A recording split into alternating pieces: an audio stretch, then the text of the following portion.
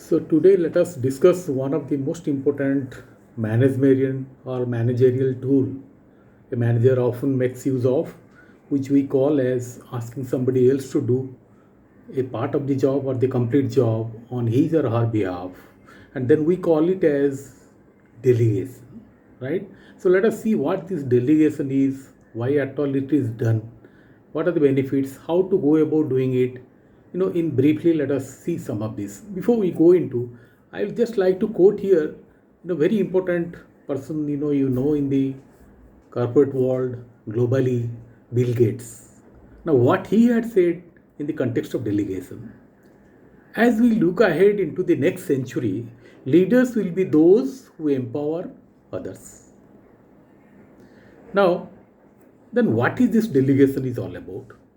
So, in a simple way, we can say that delegation at the workplace is when a manager or a supervisor assigns a job or a task to a members or team members or one of his subordinates to do it on his or her behalf.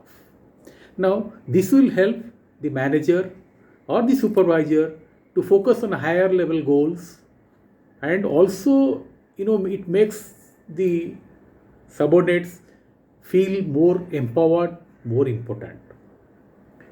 Now, let's go back to the basics of management. What is management? The simplest definition of management given by Mark Parker Follett. I read it here. Management is getting things done through others. What does it mean? This means manager should not do the task himself or herself always, but rather he should direct and motivate individuals or team members to do it on his or her behalf. This is what, in the simplest way, we can know what about delegation is.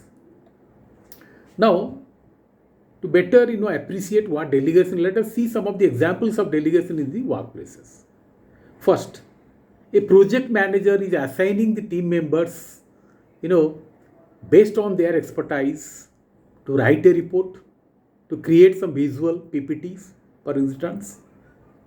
Likewise, a team leader will be asking his assistant or her assistant to set up a conference room and prepare the presentations, that means slides, for some upcoming meetings. This could be another example of delegation in a workplace. Third one, a manager assigns a team member to study the market trends and compile and bring out a report for him to take some managerial decisions subsequently. Now, a few more examples will make it more clear. Now, HR manager. Now, he gives the responsibility of organizing an onboarding, program for new hires to the experienced assistant manager. Then a store manager asks his supervisor to take stocks of the record of supplies as necessary and then go ahead with his task. And in between, keep on informing him or her. Let's say there is an event in the organization, in the office. Now, one man obviously cannot handle everything. He has to take the help of the others, subordinates, colleagues, team members, what all it could be. Let's, for example, one of the employees will be assigned with the catering job. He will be arranging the caterer and taking out everything else. Then somebody else will be also in charge of, designing the venue setup, decide about the venue, what all arrangements required to be in the venue. And a third would be sharing or inviting or sending out rather the invitations to the invitees. So this could be another example of delegation. Now, content creators are emerging as one of the most important element of, corporate world, business world, particularly in the area of the marketing, sales. So a content creator at times assigns the designing part, aspects of the project, particularly the graphic designer is, requested, right?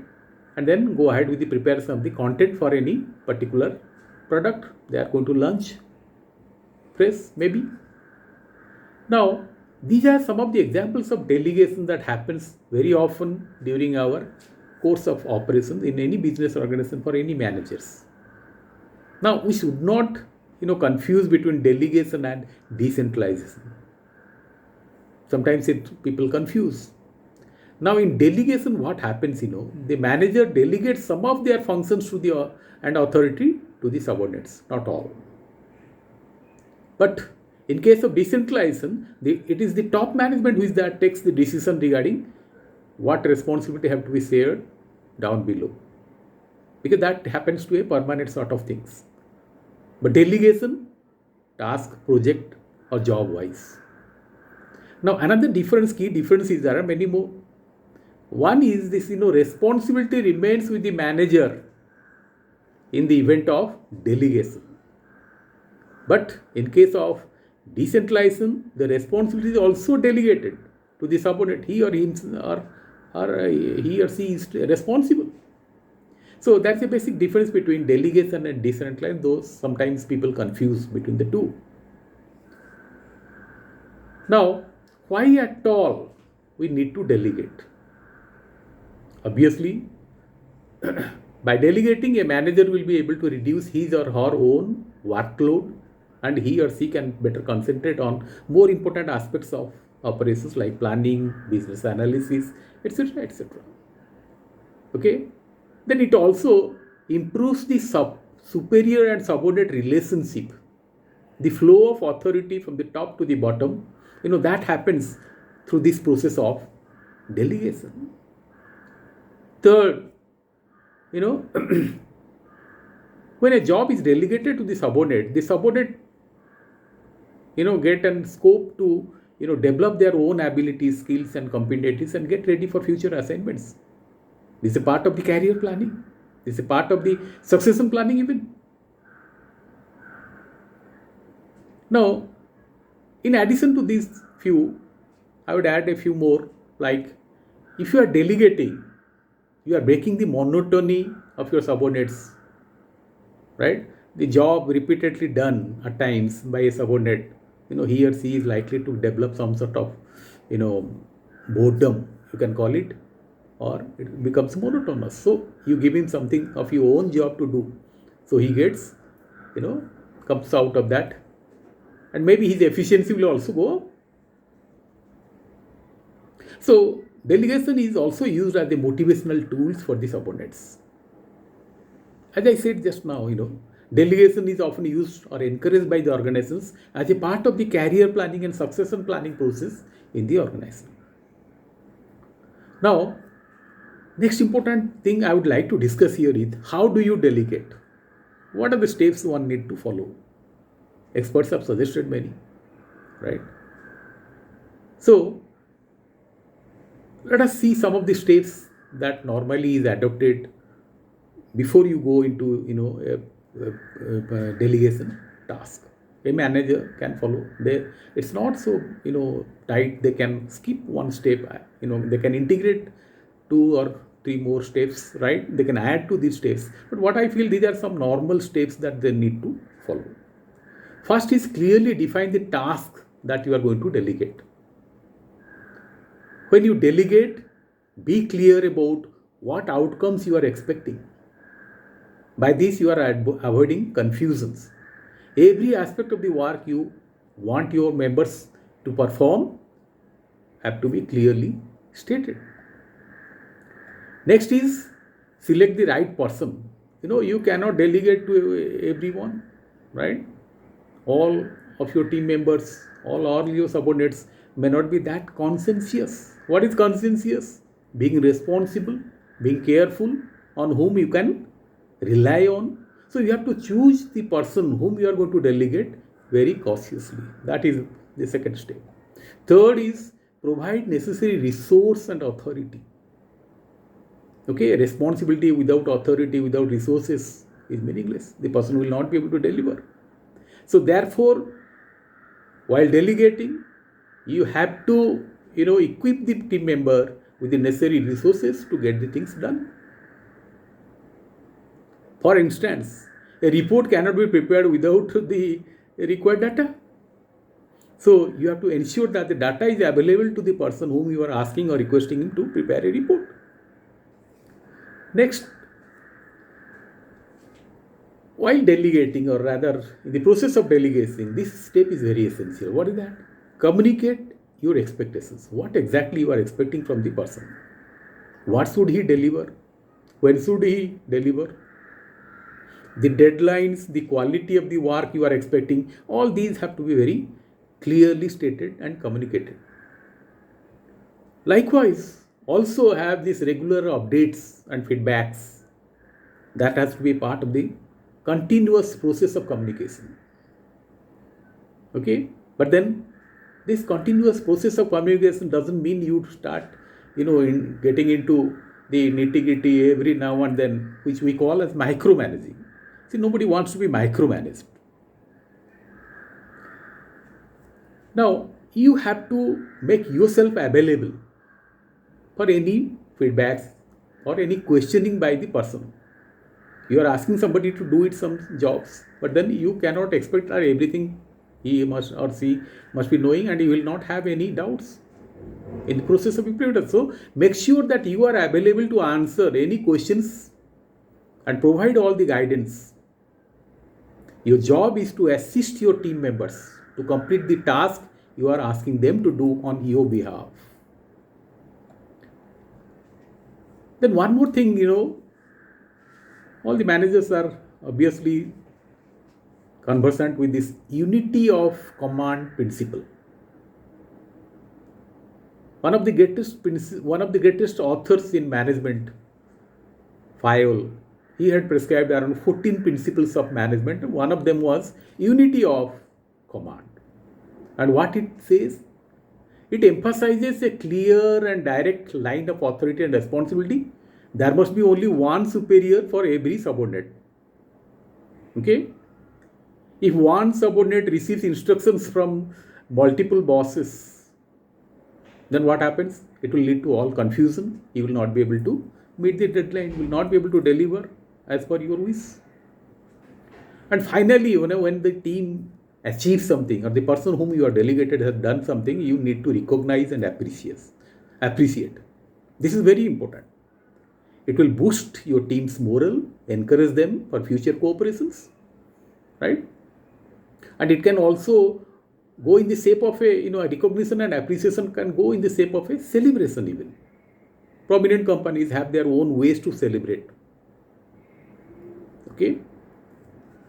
Now, these steps, some experts have put it in a different way, They call it as 6 steps of framework of the delegation cycle. Now, this has to be a continuous process, so the word cycle. What are these steps? 6 steps I am referring to. Co-creation of goals. You cannot impose anything that you decide solely unilaterally and ask the person to do it.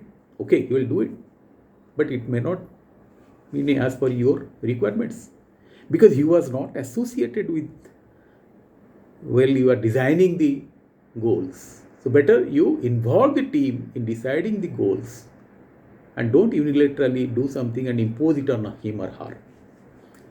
Likewise, the second is create clarity in the systems and steps, which you have already talked earlier. There must be crystal clear everything, right? Third is the capacity matching. What is this capacity matching? The job you are asking somebody to do, the person must have the commitment, the capacity, the skill, the competency, the attitude. Otherwise, your job will not be done. Fourthly, then you decide on design the commitment. What is this designing commitment is all about? You have to decide in details who do what, when, and everything else. It has to be, broken down into targets rather. Weekly, monthly, quarterly, right? Fortnightly, likewise. That makes the job very easy. Then review. Next step is you have to see that whether the things are going in the right way or not, because ultimately you are delegating, but your responsibility remains that of yours. You cannot say to your boss that your subordinate didn't do it or the ex didn't do it, so I am not able to complete the job. You are delegating the task doesn't mean your responsibility ceases. You are ultimately responsible. So obviously you have to monitor, you have to see that things are moving in the direction which you wanted it to. And this is what is review of the progress. You can decide how often you are going to review. And then, as I said earlier, you have to celebrate success. Don't point out always the flaws, lapses.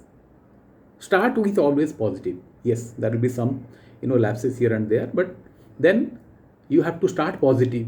Celebrate the success part. Come to the positive part first, and then go into some of the missing links. Right? That is what is, this some experts say that you have to follow this 6-step framework of delegation cycle. Now after this, sometimes delegation don't work. It fails. So let us see what are the reasons why at all there is a failure of the delegation or delegated task. The effort has gone in vain. What is that? There are multiple reasons for that. Let us list out some of the major ones. Lack of trust could be one. The manager may not have trust on the team member whom he is delegating. And in the process, what he is doing? Okay, either he is micromanaging or he is avoiding delegation altogether. He is trying to do it everything himself. And people say that if the manager tries to do everything himself or herself, then he is becoming a bottleneck for the organization, for the job. You cannot do everything. You cannot be everywhere. So have trust in the people and then delegate. Second reason why sometimes the delegation fails is unclear instructions. The person whom you have requested or asked him to do something, he is very confused. You have given them ambiguous instructions. That has led to misunderstanding and obviously errors. Then your third reason could be, insufficient support. That you have not given them the enough support. Right? As a result, the learning curve to do the job becomes quite longer. You are unable to meet the deadline. Another reasons could be, inability to prioritize and identify the task you are going to delegate. See, you have to set your priorities right. As a manager, you know that these are my priorities and this is the job which is most urgent, less urgent. Okay, certain things can be, postponed likewise. If you have not done it, you ask the person to do something which is not that important. Obviously, you have not been able to meet the deadline. So in that way also your delegation entire system is failed. So these are some of the reasons why your delegation fails. Now at the end, I would like to quote here Andrew Carney's what he had said.